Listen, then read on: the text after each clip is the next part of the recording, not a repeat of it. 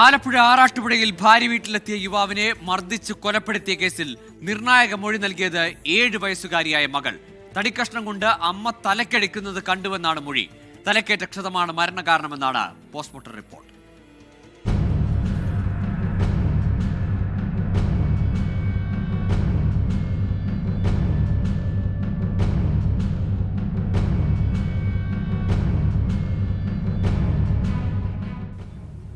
കൊല്ലപ്പെട്ട വിഷ്ണുവിന്റെ ഭാര്യ ആതിര, ബന്ധുക്കളായ പൊടിമോൻ ബാബുരാജ്, പത്മൻ എന്നിവരാണ് അറസ്റ്റിലായത്. പ്രതികൾക്കെതിരെ മനഃപൂർവ്വമല്ലാത്ത നരഹത്യയ്ക്ക് കേസെടുത്ത പോലീസ് പിന്നീട് പോസ്റ്റ്മോർട്ടം റിപ്പോർട്ടിന്റെ അടിസ്ഥാനത്തിൽ കൊലക്കുറ്റം ചുമത്തുകയായിരുന്നു. വിഷ്ണുവിന്റെ തലക്കേറ്റ ക്ഷതമാണ് മരണത്തിന് കാരണമെന്നാണ് പോസ്റ്റ്മോർട്ടം റിപ്പോർട്ടിലുള്ളത്. ഭാരമുള്ള വസ്തു കൊണ്ട് തലക്കടിച്ചതാണ് ആന്തരിക രക്തസ്രാവം ഉണ്ടാകാൻ കാരണമെന്നാണ് വിലയിരുത്തൽ. ചൊവ്വാഴ്ചയാണ് ആറാട്ടുപുഴ പെരുമ്പള്ളി സ്വദേശി വിഷ്ണു ഭാര്യ വീട്ടിൽ ക്രൂരമർദ്ദനത്തിനിരയായത്. ഭാര്യയുമായി വിണങ്ങിക്കഴിഞ്ഞിരുന്ന വിഷ്ണു മകളെ തിരികെ ഏൽപ്പിക്കാനായിരുന്നു തറയിൽ കടവിലെ ഭാര്യ വീട്ടിലെത്തിയത്. 24 ആലപ്പുഴ.